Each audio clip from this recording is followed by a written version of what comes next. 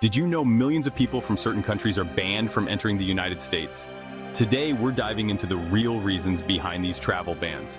We'll break down the political tensions, security threats, and surprising stories that led to these restrictions. Forget the headlines. This is the full story, from nuclear fears to technical passport issues.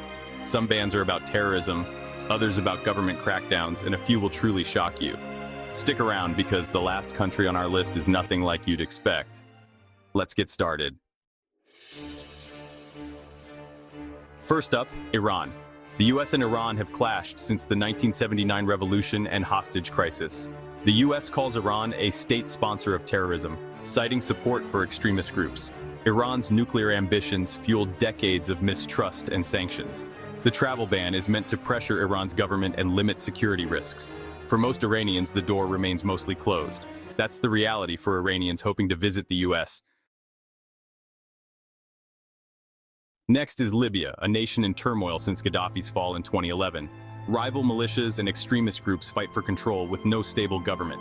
The US sees Libya as a security blind spot. Verifying identities is nearly impossible. The 2012 Benghazi attacks cemented Libya's reputation as a danger zone. The travel ban is less about politics and more about the total breakdown of order.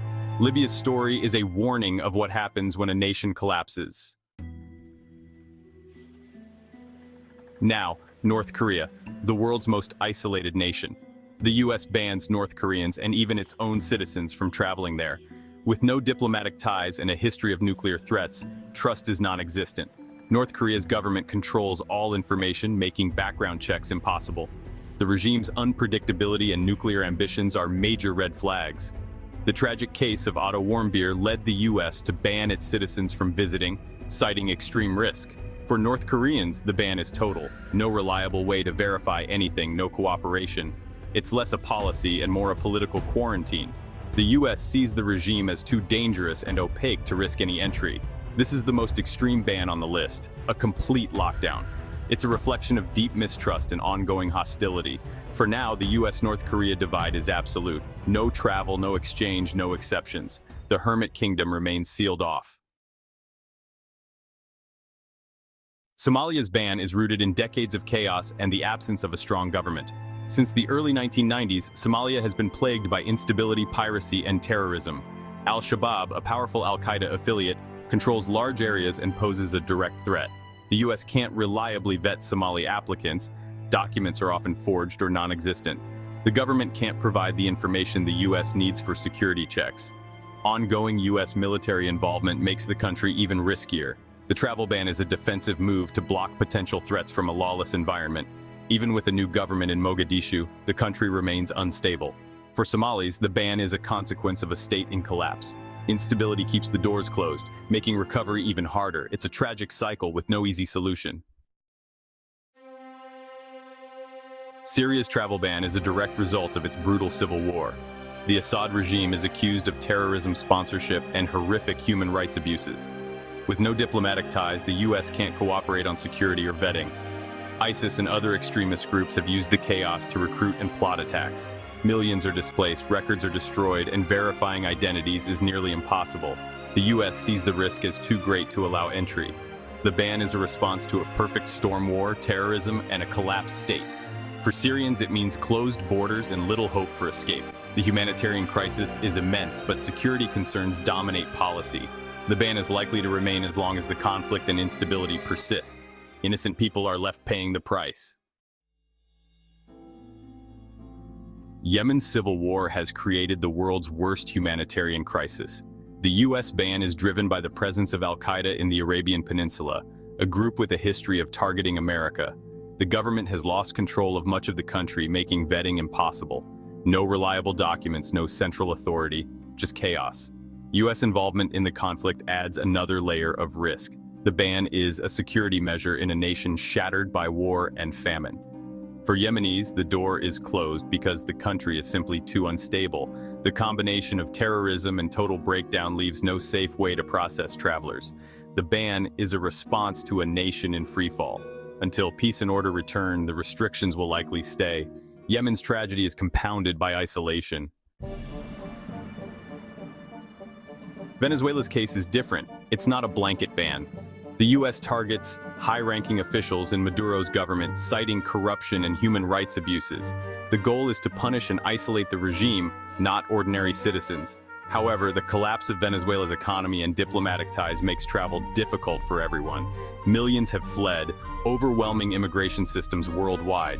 The ban is a tool to pressure the government, but the fallout affects all Venezuelans. It's a story of targeted sanctions and a country in crisis.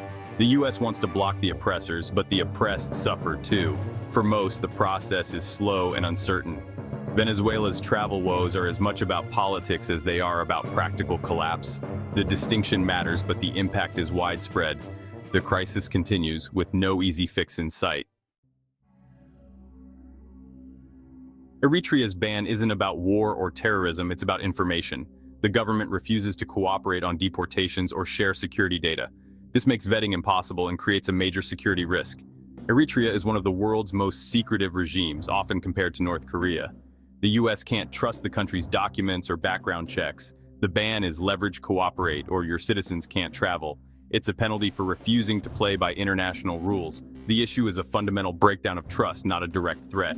Until Eritrea changes its stance, the ban will remain. It's a standoff over basic cooperation. The result, isolation for ordinary Eritreans.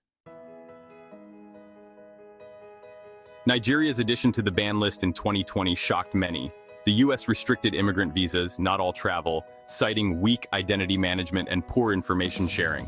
The move impacted families and the large Nigerian diaspora in America. The ban was a diplomatic tool to push Nigeria to upgrade its security systems. Nigeria responded quickly, improving passport security and data sharing. The result? The ban was lifted in 2021 after reforms. This case shows bans can be temporary and used to drive change. It wasn't about punishing Nigeria, but about raising security standards. The lesson: compliance can reopen doors. For Nigerians, it was a wake-up call and a rare happy ending. Sometimes bans are leverage, not life sentences. Myanmar's travel restrictions target the military leaders behind the 2021 coup. The U.S. imposed sanctions on generals and their families for overthrowing democracy and committing human rights abuses. The goal is to isolate the regime and support the pro-democracy movement. These bans are coordinated with allies to maximize pressure. It's not about the general population, but about holding the junta accountable. The U.S. uses visa policy as a tool to condemn the coup. The message: those responsible for oppression aren't welcome. Myanmar's ban is a clear case of targeted political sanctions. The hope is to support change by isolating the regime's leaders. Sudan's relationship with U.S. sanctions is a story of progress and setbacks. Once on the terrorism list for harboring extremists, Sudan faced years of bans and isolation. A 2019 uprising led to democratic reforms and the lifting of the broad ban. But a 2021 military coup brought new targeted sanctions against coup leaders. The country's weak infrastructure still complicates travel for ordinary citizens. Sudan's case shows how bans evolve with political change. It's a reminder that these policies aren't static, they shift with events on the ground. For Sudanese, hope for open doors rises and falls with each political turn. The struggle for democracy continues, shaping U.S. policy. Kyrgyzstan's ban surprised many. It wasn't about terrorism or war. The U.S. restricted immigrant visas because Kyrgyz passports lacked biometric security features. Old, machine-readable passports were seen as too easy to forge. The U.S. pushed for global standards, secure electronic passports, and better information sharing. Kyrgyzstan responded by rolling out new e-passports and improving security. The ban was lifted after these reforms. This case is a textbook example of using travel bans to enforce technical standards. It's not always about politics, sometimes it's about technology. For Kyrgyzstan, the ban was a wake-up call that led to real change. Even non-hostile nations can face bans for technical reasons. There you have it, the real reasons behind U.S. travel bans on these countries. From war and terrorism to corruption and technicalities, each case is unique. These bans impact millions, balancing security with human cost. Some are permanent, others can be lifted with progress and cooperation. What do you think? Necessary security or unfair punishment? Let us know in the comments, and don't forget to like and subscribe for more deep dives. Thanks for watching.